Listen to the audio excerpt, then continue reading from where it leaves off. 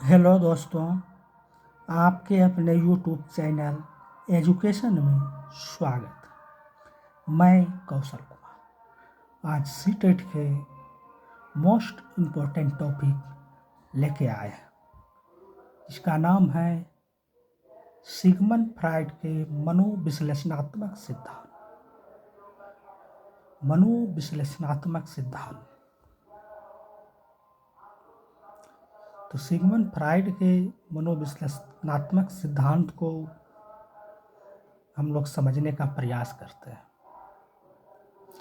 मनोविश्लेषणात्मक सिद्धांत को इंग्लिश में साइको एनालिटिक थ्योरी कहते हैं। तो सबसे पहले सवाल उठता है कि सिगमंड फ्राइड कहाँ के रहने वाले। तो सिगमंड फ्राइड जो है, जो इस सिद्धांत का प्रतिपादक सिगमंड फ्राइड है, वो ऑस्ट्रिया के निवासी थे। ऑस्ट्रिया। इस सिद्धांत में मन और मस्तिष्क का विश्लेषण किया है। सिगमंड फ्राइड ने मनोविश्लेषणात्मक सिद्धांत में मन और मस्तिष्क का विश्लेषण किया। इन्होंने 3 टाइप के मन को बताए: चेतन मन, कॉन्शियस माइंड, अदृचेतन सबकॉन्शियस माइंड, वो चेतन अनकॉन्शियस माइंड। चेतन मन यानी कॉन्शियस माइंड क्या है? कॉन्शियस माइंड जो होते हैं, मन का 10% भाग चेतन मन में, और अदृचेतन मन, अचेतन मन में जो है मन का 90% हिस्सा होता है। चेतन मन जो है 1/10 भाग मस्तिष्क से जागृत अवस्था है। कॉन्शियस माइंड जो होते हैं 1/10 भाग मस्तिष्क से जागृत अवस्था है। वही अदृचेतन मन जो होते हैं चेतन और अचेतन दोनों के बीच की अवस्था है, अदृचेतन। और तीसरा है वो चेतन। वो चेतन में जो है 9/10 भाग कटु अनुभूतियों, दुखद बातों, वो तृप्त इच्छाओं का भंडार है। तो इससे पता चलता है कि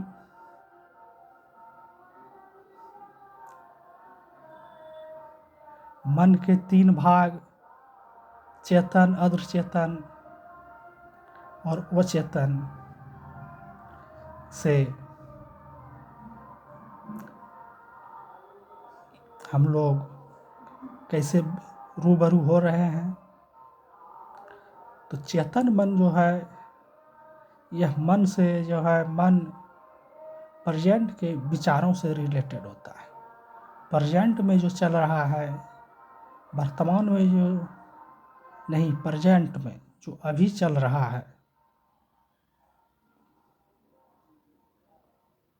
उस पर चेतन मन, कॉन्शियस माइंड रिलेटेड होता है। अदृचेतन मन, सब कॉन्शियस माइंड है। इसमें हमें तुरंत ज्ञान नहीं होता, लेकिन कुछ टाइम देकर याद किया जा सकता है। यानी कि इसमें जो है तुरंत ज्ञान नहीं होता है किसी भी चीज़ का, थोड़ा समय देकर उसे याद किया जा सकता है। और अचेतन मन जो है, अनकॉन्शियस माइंड, इसमें वे बातें होती हैं जो हम भूल चुके हैं, हमारे याद करने पर भी याद नहीं आती। ये होते हैं अचेतन मन।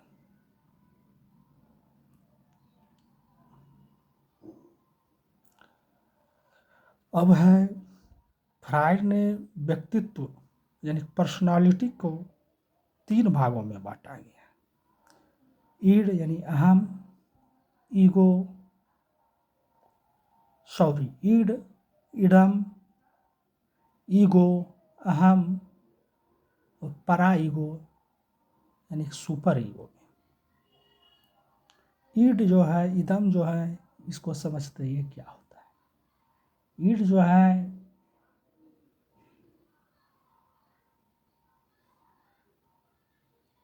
तुरंत आराम की बात करते हैं। इसमें इच्छाएं पूरी होनी चाहिए, तुरंत पूरी होनी चाहिए, इसमें लेट नहीं होनी चाहिए। इसमें ईड इदम ये जन्म से ही जो है ये लागू होता है।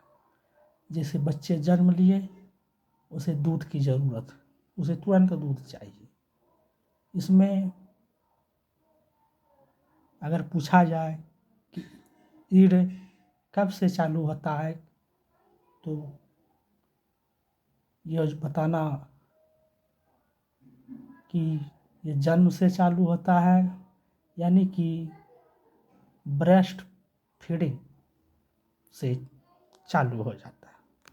तो इसे अब देखें यहाँ पे, इसमें व्यक्ति की शारीरिक और मूल अवस्थाएं हैं, जैसे भूख लगना, प्यास,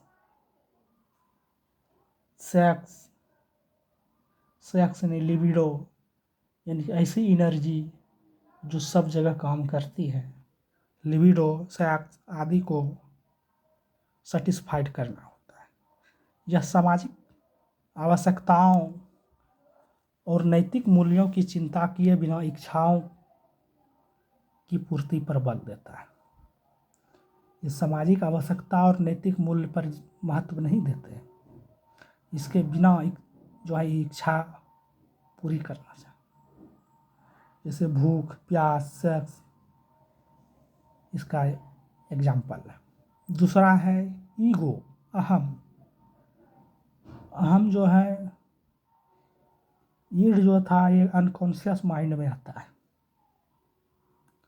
और ईगो जो है कॉन्शियस माइंड, पूरी तरह से कॉन्शियस माइंड नहीं, लेकिन हम कह सकते हैं कॉन्शियस माइंड में आता है चेतन, जो कि पुलिस मैन या रेफरी की तरह कार्य करता है। अगर दो व्यक्ति लड़ रहे हैं तो उसे समझाने बुझाने का कार्य करता है, रेफरी या पुलिसमैन की तरह कार्य करता है। यह जो है यानी कि बीच का रास्ता निकालता है ईगो। और यह ईगो जो है बच्चे में 3 वर्ष से होता है। तो देखते हैं ईगो में क्या लिखे हैं। यह आवश्यकताओं या इच्छाओं की संतुष्टि की योजना का निर्माण करता है और उसका इम्प्लीमेंटेशन करता है या परिणामों की चिंता करता है। यानी कि ईगो को जो है सबसे अच्छा माना गया है, क्योंकि ईड भी अच्छे नहीं है। ज़्यादा ईड होना यानी ज़्यादा इदम होना और ज़्यादा पराअहम होना भी अच्छे नहीं है, जो पढ़ेंगे आगे। लेकिन ईड जो है, अहम जो है, ईगो, ये सबसे अच्छे माने जाते हैं, क्योंकि यह आवश्यकताओं या इच्छाओं की संतुष्टि की योजना का निर्माण और उसका इम्प्लीमेंटेशन करता है या परिणामों की चिंता करता है।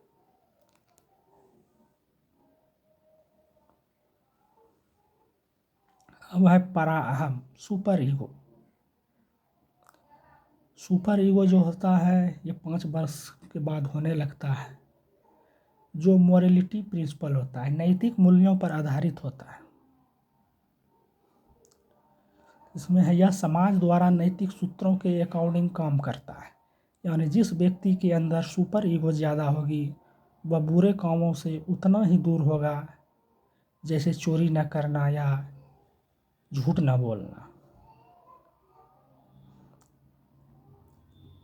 आगे है ओडिपस कॉम्प्लेक्स, सुपर ईगो का ही भाग है। इसमें लड़का अपनी माँ से ज़्यादा प्यार करता है अपने पिता के मुकाबले। इसे ओडिपस कॉम्प्लेक्स कहते हैं। और इलेक्ट्रा कॉम्प्लेक्स, इसमें लड़की अपने पिता से ज़्यादा प्यार करती है माँ के मुकाबले, उसे कहते हैं इलेक्ट्रा कॉम्प्लेक्स। और अंत में है स्वमोह, नार्सिसम, इसमें व्यक्ति खुद स्वयं से सबसे ज़्यादा प्यार करता है। तो ये था सिगमंड फ्राइड के मनोविश्लेषणात्मक सिद्धांत। ये सिगमंड फ्राइड ऑस्ट्रिया के रहने वाले थे। इन्होंने मन और मस्तिष्क का विश्लेषण किया और उन्हें 3 टाइप के मन को बताया, चेतन, अधचेतन, अचेतन। इसने पर्सनालिटी के आधार पर 3 भागों को बांटा है, ईड, ईगो, सुपर ईगो। इदम, अहम, पराअहम। पराअहम में समाज और नैतिक सूत्रों पर ध्यान दिया जाता है, जबकि ईड में नैतिक मूल्यों और समाज की आवश्यकताओं पर ध्यान नहीं दिया जाता है। उसे तुरंत आराम चाहिए, तुरंत चाहिए उसके जो ज़रूरी हो। जबकि सुपर ईगो समाज और नैतिक सूत्रों के अकॉर्डिंग होता है, और ईगो, अहम जो है, आवश्यकता या इच्छा की संतुष्टि की योजना का निर्माण करता है और उनका इम्प्लीमेंटेशन करता है या परिणामों की चिंता करता है। सबसे अच्छा ईगो अहम है। ज़्यादा ईड होना या ज़्यादा सुपर ईगो होना भी अच्छी बात नहीं। इसलिए ईगो अहम होना ही अच्छा है। तो सिगमंड फ्राइड के मनोविश्लेषणात्मक सिद्धांत को मैंने समझाने का प्रयास किया। आप लोग भी समझ गए होंगे।